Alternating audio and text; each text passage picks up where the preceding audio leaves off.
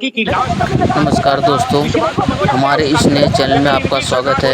और समाजवादी पार्टी के नेता इस रेपिस्ट को बचाने की कोशिश कर रहा है और डीएनए टेस्ट कराने की बात कर रहा है, जबकि उसके पेट में 4 सप्ताह का बच्चा भी पल रहा है और इसके साथ ही सामूहिक बलात्कार भी हुआ है।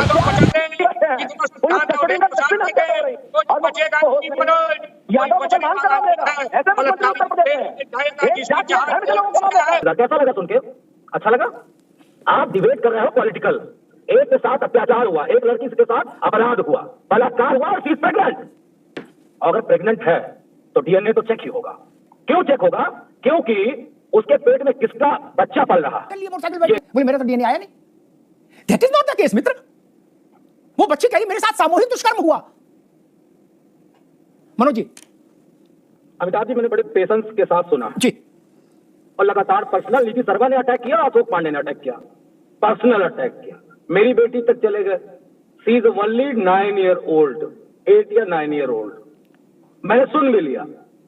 मैं चाहता तो जो कुछ चाहता वो बोल देता, तुरंत बोल देता। मैं आज आरोप लगा रहा हूं, जितने भी शर्मा जाति के बलात्कारी हैं वो नीतीश शर्मा के घर के हैं, रिश्तेदार हैं इस देश के। ये मैं एलानिया बोल रहा हूं। और पांडे नाम के जितने रेपिस्ट हत्यारे हैं वो अशोक पांडे के रिश्ते। बड़ा प्रश्न है ये। पहला सवाल, हम किसी को बचाना नहीं चाहते। समाजवादी पार्टी पे आरोप लग रहा है और हम एक राजनीतिक दल है, हम पर लगातार आरोप लगते हैं। एक आरोप, अमिताभ जी आपका बड़ा ज्ञान बड़ा है।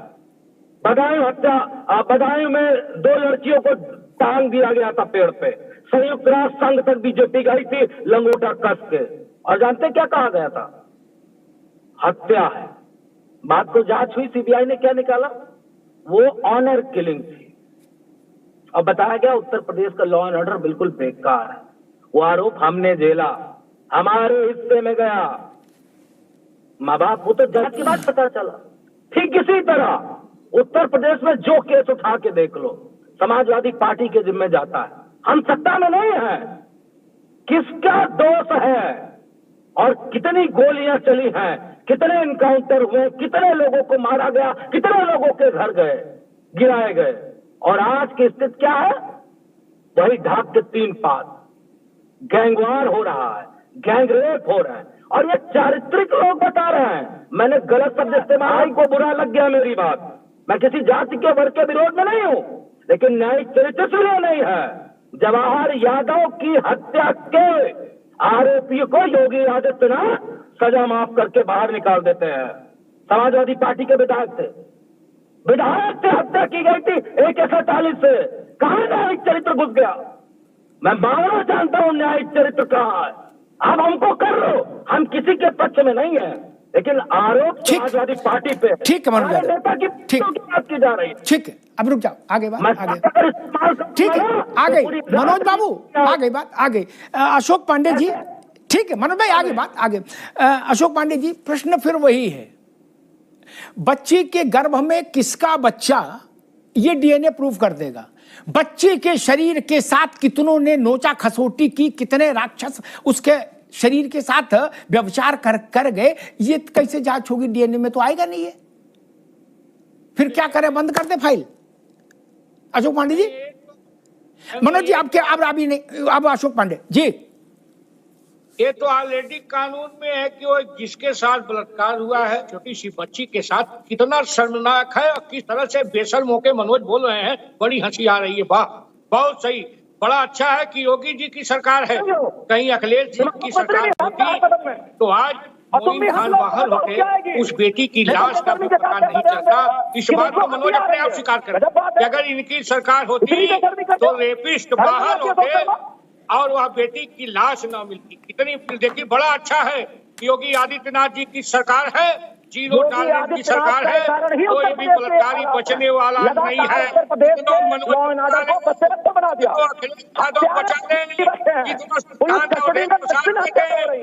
बचेगा मनोज। यादव मुसलमान का नाम लेगा, ऐसे मुख्यमंत्री उत्तर प्रदेश में एक जाति धर्म के लोगों का नाम लेगा। यही न्याय चरित्र है। धर्मवासी मुख्यमंत्री की शपथ लिया जाए, किसी के साथ विवेक नहीं करेंगे और वही मुख्यमंत्री करते हैं रोज। गांधी मंत्र का जाप कर रहे थे, बचा नहीं पाए।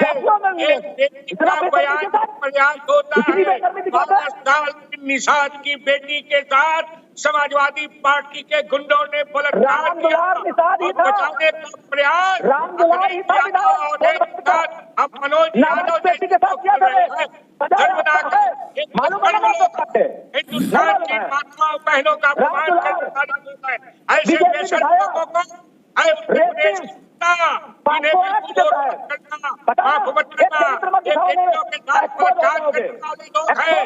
बचाने वाले लोग हैं।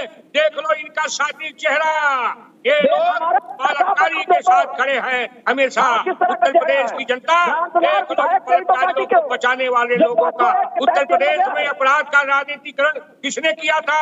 यही लोग किए थे, यही लोग थे जो अतीक अहमद से मुख्तार अंसारी जैसे लोगों को देवता बनाते उत्तर प्रदेश में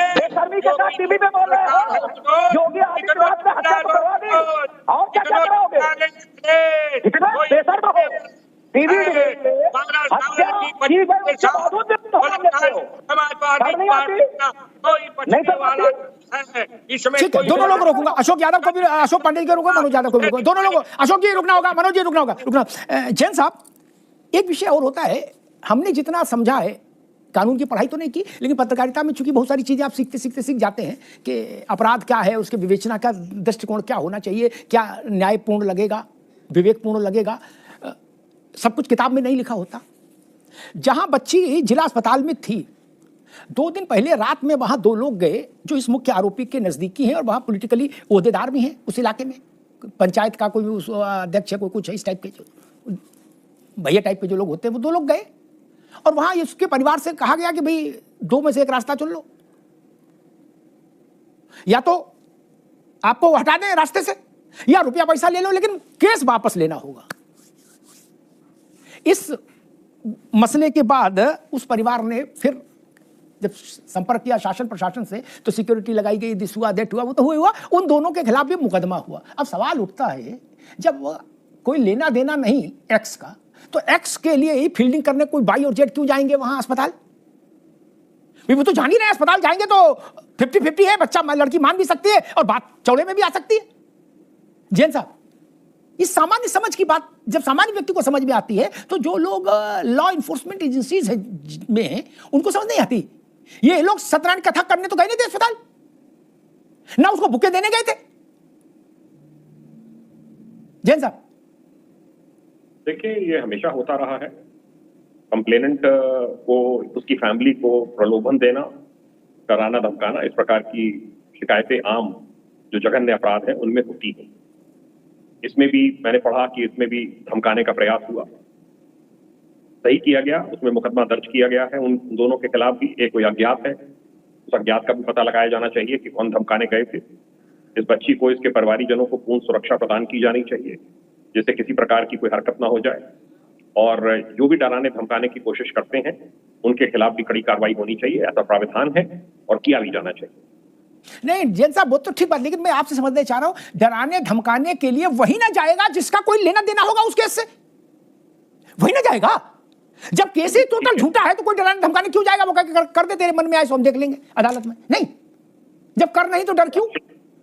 राशिद जो है वो वहां का नगर पंचायत का अध्यक्ष बताया जाता है, जयसिंह कोई उसके साथी है, कोई एक और साथ में था। ये स्वाभाविक बात है कि केस को विड्रॉ करने के लिए, केस को डाइल्यूट करने के लिए धमकाने अगर गए हैं, आरोप लगाया है परिवारीजनों ने, उस बच्ची ने आरोप लगाया है, कार्रवाई होनी चाहिए, मुकदमा दर्ज किया गया है, सही किया गया है, और कठोर कार्रवाई ऐसे तत्वों के ऊपर भी होनी चाहिए। नीति शर्मा जी, भारत में महिलाओं के विरुद्ध अपराधों को लेकर जितने तरह के कानून हैं, उन सबका एक सामूहिक मूल स्वर है। आफ्टर निर्भया खासतौर पर एक मूल स्वर तय किया गया, आरोपी को सिद्ध करना होगा कि उसने अपराध नहीं किया, अन्यथा सिस्टम महिला के साथ खड़ा होकर चलेगा। ये मूल स्वर है, जहां तक मुझे समझ है कानून की। जैन साहब गलत तो नहीं कह रहा, मूल स्वर यही है। जिस जो एक्यूज्ड है वो अदालत में साबित कर दे कि उस पर लगे आरोप झूठे, तो बात बन जाएगी, अन्यथा प्रक्रिया चलेगी। फिर इतना विवाद क्यों? अच्छा, पढ़ी लिखी बड़ी उम्र की महिला हो जिसने जीवन के तमाम उतार चढ़ाव देखे हो तो वो तमाम चीजों से प्रभावित भी हो सकती है। 12 साल की बच्ची जो खेलने की उम्र है वो किसी षड्यंत्र और दुनियादारी के खेल से तो प्रभावित नहीं हो सकती। सामान्यतः यही धारणा सबके मन में है। नीति जी, एक शब्द आता है विक्टिमाइजेशन ऑफ द विक्टिम, यानी कि जो पीड़ित है उसको और पीड़ित किया जाए। जिस प्रकार से डीजी साहब कह रहे हैं, जैन साहब, कि केस को डाइल्यूट करना, केस को विड्रॉ करना और एक ऐसा प्रेशर डालना कि अपराधी अपने आप में जो सशक्त है, पॉलिटिकली संरक्षण मिल रहा है, पैसे से सशक्त है, तो यानी कि अगर आपके पास पैसा है और आपके पास सत्ता है, आपके पास पावर है, तो आपके पास पूरी छूट है कि आप किसी भी अपराध को आप उसको आप कर सकते हो और आप उसको किसी भी टाइम इस तरीके से डाइल्यूट करने का प्रयास कर सकते हो। ये सच है कि न्यायतंत्र बोलता है कि अपराधी को अपने अपराध सिद्ध करने होंगे, अदरवाइज विक्टिम की जो स्टेटमेंट है उसको ही फॉलो किया जाएगा।